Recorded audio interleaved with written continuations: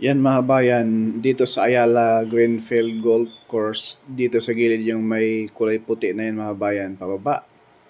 At sa pinakababa nitong Mount Makiling, no? Ayan po, pakita ko sa inyo yung mapa dyan po. Dadaan yung mga araw na yan. Dyan po yung alignment ng SLEX TR4 mga kabayan sa paanan mismo ng Mount Makiling mga kabayan. At dadaan gilid sa mismong Ayala Greenfield Golf Course mga kabayan, no? Yung kulay green na yan bandang kaliwa. Diyan po sa gitna, yung kulay puti na yan mga kabayan. Good morning po mga kabayan. Welcome po sa ating update rito po sa SLEX Tier 4, Santo Tomas, Batangas mga kabayan. December 29, 2023.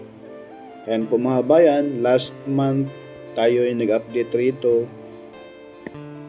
Ay hinuhukay pa lamang po yung mga dambuhalang columns na yan mga kabayan, mga poste na yan. Bali, 5 poste, no? Sa baba, 5 poste. Sa taas, 5 poste yan mga kabayan. At ito po ay hinuhukay pa po nung tayo ay nag-update rito. Ngayon po ay tapos na po ang buhos mga kabayan. Lalatagan na lamang po yan. Pupormahan po yan ng dyan po nila hinuhulma yung mismong portal beam. Ayan po, masisilayan natin.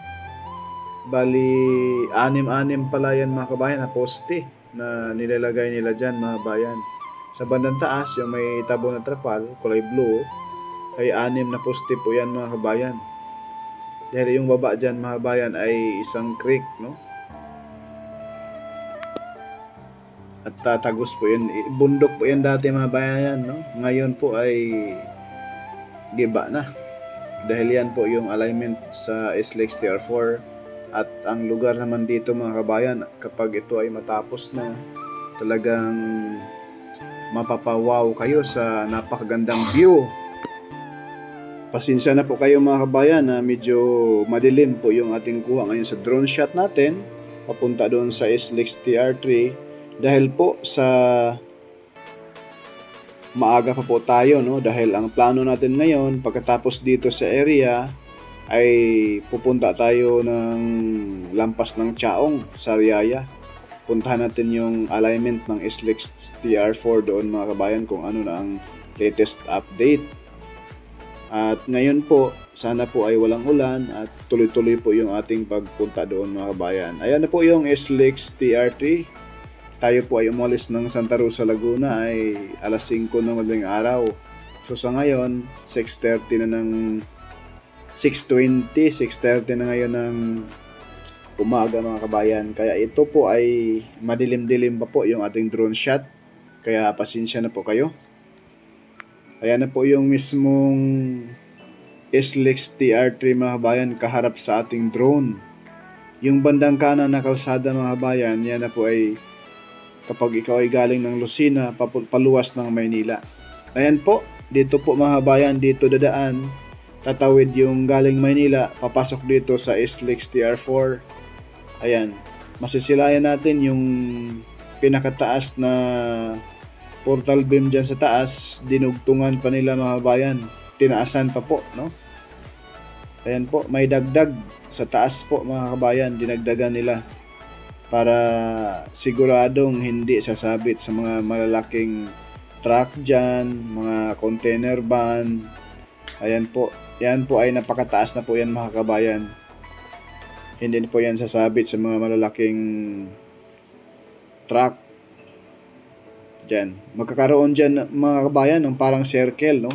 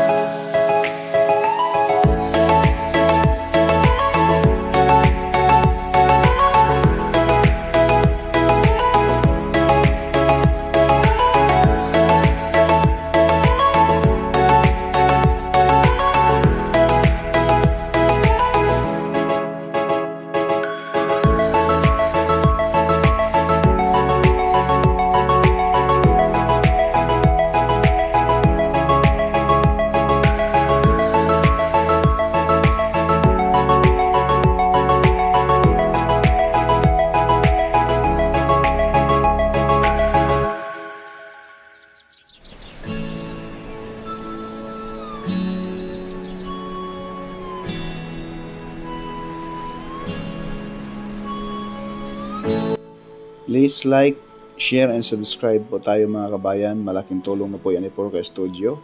Advance Happy New Year po sa lahat, sa ating mga OFW, saan mga sulok ng mundo.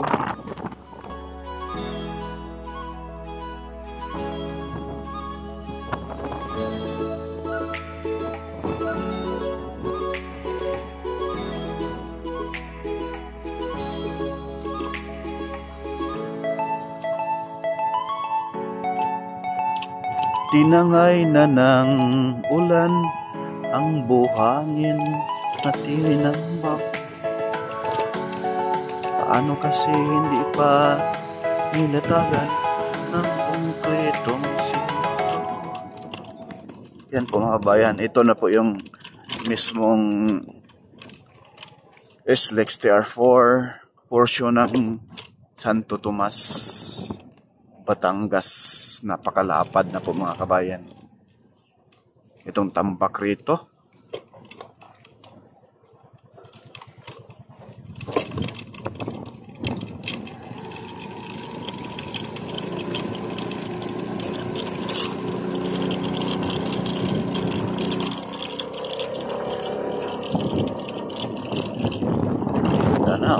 Yung mga subdivision na yan dyan mga kabayan,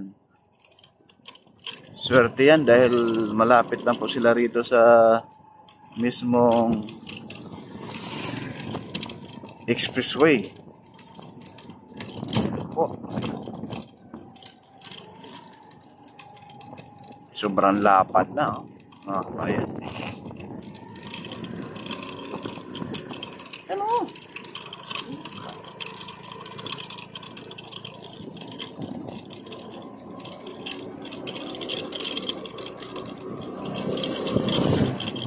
Lapad na, formado na rito. Mga nakaraang buwan tayo ay nag-update rito ay hindi pa ganito. Ngayon ay formang-forma na po mga kabayan. At nakatambak pa dito sa gilid yung mga drainage.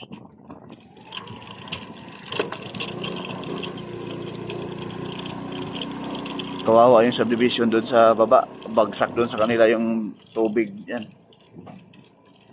Okay, ang taas na po nito. Itong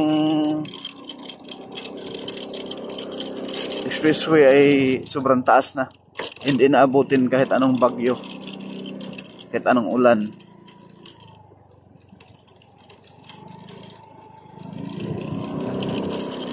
Formang-forma na po mga kabayan.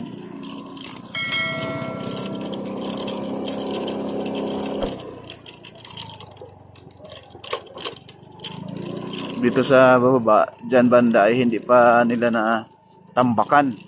Pero ito yung alignment. Yan dyan mga bayan, yung may harang dyan, yung may barrier na yan, kulay orange.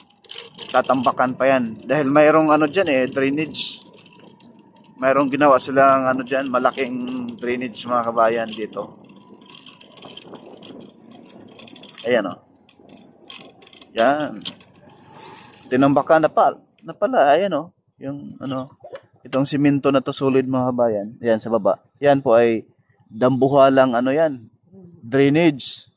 Na sobrang laki yan mga kabayan. Kaya yung mga subdivision sa baba ay kailangan din nilang mag-ano ng ano doon, malaking drainage. Diyan sa kanila bagsak na tubig rito. Galing bundok.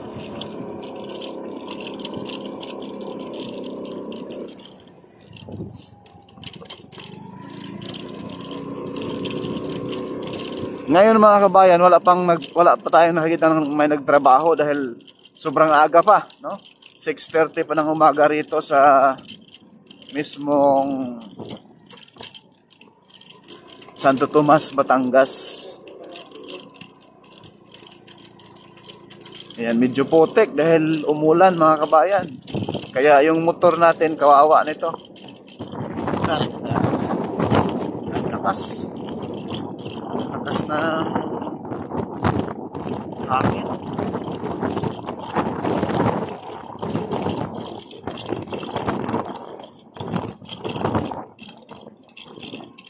Formado na.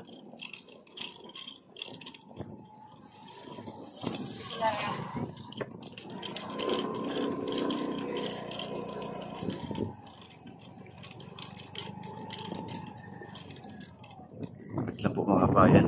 Yun sa unahan, formado na po yan dyan. So dito, sa inyo yung napakagandang view ng Mount Makiling, no? Ayan. Yan sa taas mga kabayan. Yan, no? Yan po, Mount Makiling po yan sa taas mga kabayan, no? Sobrang ganda, no? Yan. Yan po ang makikita ninyo pag ito ay magamit na po sa publiko. Itong SLEX TR4, ayan, napakaganda ng view mga kabayan. Overlooking po siya ng bayan ng Santo Tomas, Batangas. Yan, yung bundok na yon, dyan po dadaan mga kabayan. At dito, yan po ang masisilayan ninyo mga kabayan balang araw kapag ito ay open na po sa publiko. Konting pasensya at tiis ay matatapos din po ito, no? Ayan, ipakita ko po sa inyo sa gilid mga kabayan, oh. Yan, mayroon na siyang protection para hindi siya tangay ng tubig ulan itong nakatambak ng mga lupa rito, mga buhangin. Ayan, oh. Yan, kita niyo mga kabayan. Ayan. No? Ganyan po mga kabayan. Yan po yung alignment. Yung tulay na yan na napaka-solid yan. Sa ilalim yan, yan po yung service road. So yung expressway na yan, expressway dito sa taas dadaan mga kabayan. Kailangan itong lupa ito, naka-align na po to doon sa pinakataas ng simento na yun sa unahan mga kabayan. Naka-label na po yun siya. Pero dyan malapit mismo tatambakan pa yan. Pag matambakan na yun mga kabayan, hindi na tayo makadaan rito. Posibleng drone na lang tayo, no? Sa unahan, may ginagawa rin doon. Yan po mga kabayan, kaya konting pasensya, matatapos din po ito. Abangan nyo po mga kabayan itong next upload natin sa papuntang Macban San Felix Interchange. Ito na po mga kabayan, maraming salamat po at advance Happy New Year. Like and share and subscribe. Follow na rin sa ating FB page, Porca Studio, and TikTok, Ryan Porca 911.